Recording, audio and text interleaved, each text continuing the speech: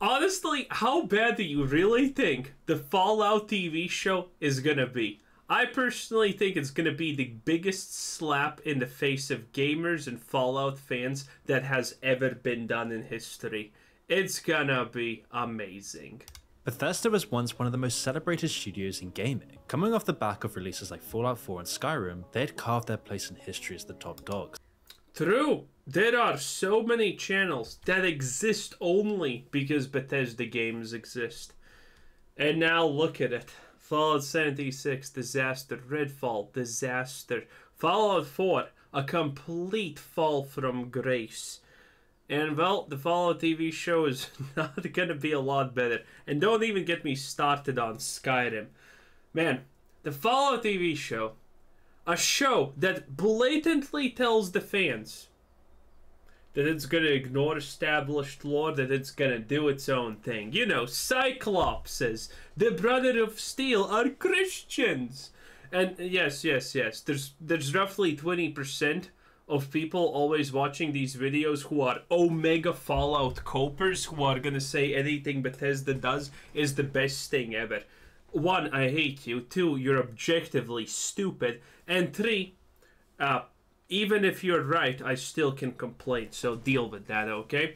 But yeah, dude, the Brotherhood of Steel Christians, and I know someone's gonna instantaneously comment down below and say, oh, well, they're based on medieval knights, crusades, and stuff like that. They even have paladins.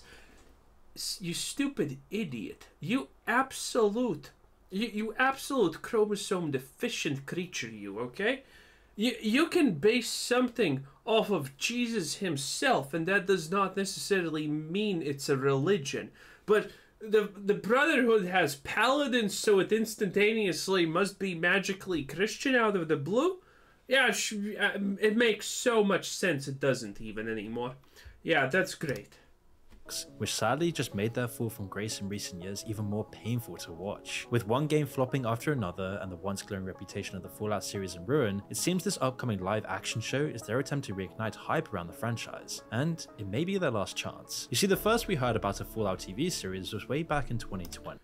Westworld creators? Oh, that's not good. I watched Westworld, and roughly only the first season was good, and then it was a shit show. When Amazon announced they had purchased it. Okay, like the first 2 or 3 seasons were good, then it was a shit show. Rights to adapt the franchise into a series. People's reactions were middling, if they even heard about it in the first place. So many of these announcements go nowhere. People weren't ready to get their hopes up just yet. But now that it's been confirmed and the trailers are out, people only really want one thing: for the show to actually be good. You can almost taste people's hope for the series. Fans of Fallout have been— I would love the show to be good, by the way. That's primarily what I want. But again, with everything I have seen, hell no, this is not gonna be good. This is gonna be a travesty. starved of good content for such a long time now. Fallout 3 and New Vegas especially are masterpieces, but it was all downhill from there. While Fallout 4 did sell well, and was pretty decent all around, it watered down the franchise's core mechanics. Then after years of hype and waiting, Fallout 76 and its disaster of a launch made things so much worse. The bugs and the broken promises alienated most of the people who bought into the marketing. Then the subpar gameplay and lack of single player doomed it to mediocrity. People start logging into the hellscape that is Fallout 76. And oh dear lord, they never fix the bugs. And there are so many of them. Goodbye world, goodbye necks, goodbye body, goodbye heads, bugs, bugs, bugs everywhere. Okay, you know what's the most hilarious part about this? Typically when you see someone say, oh, this game's full of bugs, typically that means that, you know, you play the game and roughly once every 30 minutes you encounter a bug like that or something, something along those lines. But no, when 76 came out, you didn't encounter a bug every 30 minutes. You encountered a bug literally almost every 30 seconds. When 76 launched, I don't think there was a single person that could play the game for more than a minute without encountering a bug. And not a fun bug or, you know, something that's quite decent or ignorable. No, a bug that completely takes you out of it and is blatantly bad and annoying. It was that bad. And I'm not joking. Unironically, it was that bad. You could not play Fallout 76 for more than a minute without encountering some kind of major bug that was very clearly a bug. Server crashes, game crashes, old bugs import from Fallout 4. Yeah, Use classic. more than one nuke at a time, server's dead. Textures far too texturous, an all-consuming void. Errorlog 307. If this is yet another disappointment, then they might be waiting years for the next roll of the dice. And so you can't be surprised that people are still pretty skeptical about the show. There's a few different reasons you shouldn't put all your money on Fallout breaking the box office. The Fallout games haven't enjoyed much recent success for one. The most recent game in the franchise, Fallout 76, had a disastrous launch, game-breaking bugs, and was full of greedy microtransactions. Despite a few updates since then, the Greedy microtransactions is not even the word for it, okay? After 76 failed with its disastrous launch and people just left it in droves, Bethesda caved, and they started selling pay to win in the shops. You know, items and things like that. Which they said that they're never gonna do. And this is how it went. Oh, we're never gonna sell power in the microtransactions. We kind of sold power just now, but we're not gonna sell this. Never mind, we just also added that to the shop. That's how literally that part went. It was great. The game has still left people hungry for some actual Fallout content, whatever form it may take. In the early 2000s, right up until the late 2010s, there pretty much weren't any good movies or shows based on video games. Studios just didn't know what to do with them. There's the Resident Evil films, and maybe a few others like Warcraft or the 2001 Tomb Raider film, but other than a few middling flings, cinema and TV executives pretty much ignored an industry worth tens to hundreds of billions. This has changed over the past few years. The pandemic put a lot more attention on video games, and studio executives finally realized there was actually some money to be made. By taking properties of video games which had a track record for popularity, studios could be sure of an audience and waiting for their project. The slower video game adaptations we're seeing today are here for the same reason Hollywood loves sequels and cinematic universes so much. It's easier than coming up with something new. At least it might seem that way from the surface, but all the years of mediocre attempts and low profit margins taught studios that it was actually much harder than they thought, as only recently— I have not seen the World of Warcraft movie. People say it's kind of okayish. I have seen, though, this atrocity, and I absolutely fucking hate every minute of it. that they've actually finally taken the plunge, maybe only after running out of easy prequels to make. Films like Uncharted and the Mario and Sonic movies have shown what video game fans have always known, that there's a huge gap in the market. But probably the biggest competition the Fallout series will have is The Last of Us. They're both post-apocalyptic TV shows, based on video games to name just the most basic similarities. And considering how excellent The that Last of Us TV show was not excellent. The Last of Us fans are literally just starved out of anything ever. It's worse than Fallout, so they love the show no matter what. The show was objectively shit, okay? The show was bad. The writing, the characters, so much needed to change. The idea that Joel is constantly saying, oh, Ellie doesn't matter, my brother matters, I failed my family once, and then he's like, you know what, fuck this, I'm gonna fail my family again just because of a random kid that looks like a complete hazard. You know, the first time they encounter a clicker, you know how it goes in that shitty TV series? It's like, first of all, I need to remind everyone, Ellie grew up in a time where everything was already zombified, okay? So, she does not know what a clicker is. How is that possible? I have no idea. But anyway, they go into a house, and she's like, "What's happening? What's going on?" And you know what's the adult's reaction to that? They don't fucking explain shit. They don't do anything. They're literally like brain damaged children, essentially. Like it is so remarkably goddamn bad. Like how the she's confused. She's clearly probably gonna speak when she encounters a clicker or yell or something. But you're like, and it's the worst writing I have ever seen ever. Okay, you cannot just take a game and adapt it to a TV series without making significant changes. It doesn't work. And it doesn't work for books to games to movies to books and so on. It just doesn't work. Last of Us was, Fallout already has a ton to live up to. One key difference though is that Fallout won't be taking the same route with its story. Instead of directly adapting the game's plot, Fallout will tell its own original canon story. set within the same universe. There will be a bunch of callbacks and similarities to be sure. The trailer deliberately holds on the bobblehead, and there's the classic sentry gun that misses all of the shots. Then there's a crater with a shady sandside outside, although it's hard to tell whether it's the ruins of the same town from the game. The director Jonathan Nolan has already stated his favourite game was Fallout 3, and a lot of the sets we've seen are almost carbon copies of Fallout 4's design. Some people have said the setting feels Yeah, it's somehow magical that every time you get some kind of production like this, the main leads have been Fallout fans from the very beginning. You know how actually rare this is? You know what are the chances of Nolan actually even knowing what Fallout is? Zero. Absolutely fucking zero, probably. He has never heard about Fallout before he got onto this project. This is just a common lie that they do. The last person who actually knew about the franchise that they were working on, was... I forgot his name, but it was the Witcher star. I forgot his name. Well, anyway, yeah, it was the Witcher star. That guy. And guess what? The producers hated him because he wanted to keep true to the lore.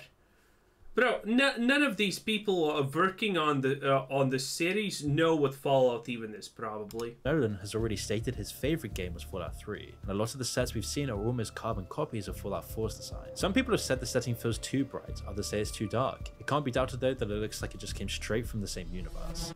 But including Easter eggs, giving things recognizable names and writing and cameos can only get you so far. None of this alone will make it a good show. Fallout will need to actually capture the heart of the games. Some news about the game has made it seem like this might be a long shot. The director Jonathan Nolan has made the same kind of comments you'd often hear from directors before they release a flop. Specifically in an interview, he directly stated that trying to please the fans was a fool's errand, and that he wasn't going to try. Oh yeah, we know this one. What a genius thing. It might remind you of another video game series that lost its way. The Witcher series started out well, faithfully adding to the source material and keeping the essence of the games whilst remaining accessible to a new audience. But after season 1, the show started going completely downhill. Season 1 of The Witcher had an 89% audience score on Rotten Tomatoes, which was higher than the critic score. Then season 2 dipped almost 50% to... How does this work? How does this work? How? Explain to me, how? How does this work? Look at this. Audience loves it, critics hate it. Critics love it, audience hates it. How does this work? Almost 50% to 56%. And season 3 has dipped more than 50% from the 56% at 22%. The numbers don't lie! Despite the attempts of Henry Cavill to keep it on track, the rumors were that Cavill Henry Cavill, yes, had clashed with showrunners and executives because they were pushing the show away from what the Witcher series was really about. Even if these claims aren't true. Yeah, because all of them want to do the same thing. Hollywood doesn't care to make an adaptation. Hollywood cares about the fact that it's Hollywood, it's in the best, and they know what's best for everyone. They are literally the embodiment of sniffing your own farts. You know, the South Park skit? Yeah, that's what they do.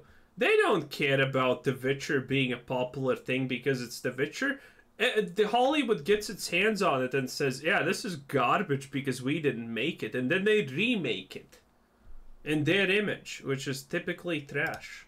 It's still odd that Cavill's departure coincides with the show's departure from the source material. Fallout will have to avoid all of the same pitfalls, and it's hard to see Ella Purnell pulling off the lead role as well as Cavill did with the Witcher series. Hopefully she can lean on Walton Goggins if she had trouble coming into her own, but there still might be something to be said for avoiding the usual pandering and fan service that often seems like an easy solution for middling directors. The fact that the Fallout show will be following the games is a good sign that they'll need to stay true to the universe and its themes. If the series doesn't find popularity, it'll be yet another reason for studios to take games more seriously. It'll definitely lead to a sequel, as well as other developers and publishers making deals with the movie studios. Modern AAA is gonna lead to a sequel. I think this is gonna be the same thing as The Last of Us. There is enough insanely zealous fans, even if it's not the majority, that are just gonna like and say it's the bestest thing ever. I mean, Bethesda fanboys are a legitimate thing. Look at Starfield. The only reason that thing has even any positive reviews on Steam is because of the fanboys who instantaneously bought it on Steam and instantaneously liked it. There's enough of them to make a difference. games have been obsessed with delivering a cinematic experience for years now, and hopefully now that they can actually do that, the industry will evolve and get better overall. For the movie industry on the other hand, video games seem like they might give them an easy out for the creative dead end so many studios have run into. They've squeezed so much out of comics, you can imagine why they might jump ship. Games give them a whole world of characters, stories and settings that they can plunder for the cookie cutter scripts and ham-fisted messages. Whilst they might think it's easy money, they probably don't realize how prickly and particular gaming audiences can be. If Disney does the same thing to games that they've done to Marvel, Star Wars, their own properties, they're going to end up losing even more money than they are right now. But we're still early on in the cycle, and the days of nearly every adaptation flopping will still be fresh in the executives' minds. There's clearly money to be made, but they'll they clearly don't give a shit about these things flopping. That's the hilarious part. need to respect the existing canon. Disney already lost $2.5 billion last year. And they don't care. They just don't care. And themes to get it. So what specifically does the show need to capture to make it a good adaptation of the series? Sure, there's the aesthetics and the overall themes and the dark humor, but one part of what's made the most recent Fallout games so successful is the gameplay loop, and that might be a bit trickier to put in a TV show. People can put hundreds of hours into New Vegas or Fallout 4 because of the seamless cycle between 3 main phases of gameplay. You start out with the exploration, going through the world, taking in the unique locations and stories behind them. Fallout has always excelled at atmospheric storytelling, and so the series will need to do this as well. Inevitably, you run into enemies and get into combat. Even just a few standout action scenes with raiders and mutated monsters would go a long way towards checking. I would argue that Fallout has never excelled with location storytelling. In Fallout 3, the only place that excels as storytelling is the... what's it called? The one with the obelisk and the ghouls, that place. The Dunwich Burrow. That one. That's it. In Fallout 4, there are a couple of places that are good with the storytelling. Okay, also the Dunwich mining site, the place with the death claw in the house, and, well, Far Harbor is also good. DLCs are, you know, DLCs are specific locations, so they by default excel with storytelling. Same in Fallout New Vegas, that every location in DLC is excels at storytelling because it's a separate location. So yeah, I don't think DLCs count in this case for any game. But is there even a location that excels in storytelling through what you see in Fallout 4? I don't know, maybe the Strip kind of does if you think about it as something that survived the apocalypse, maybe? I'm not sure. You know, but almost no game in Fallout excels through just, you know, visual storytelling of a place. Arguably 76 excels more, but 76 is killing Fallout, okay? Because Fallout over time has become not about surviving the nuclear apocalypse. If you pay attention to what's happening in the 76, then you know that now Fallout is more about the eldritch, the mysterious, the aliens and shit. I'm not kidding, by the way. Yeah, if you're not following 76, that you probably don't know this, but yeah, Fallout is no longer about just surviving the nuclear apocalypse and super mutants. It's now about Bigfoot and eldritch Mothmen and stuff like that. It is extremely prominent. It is no longer a niche Easter egg like the Cabot Manor or whatever.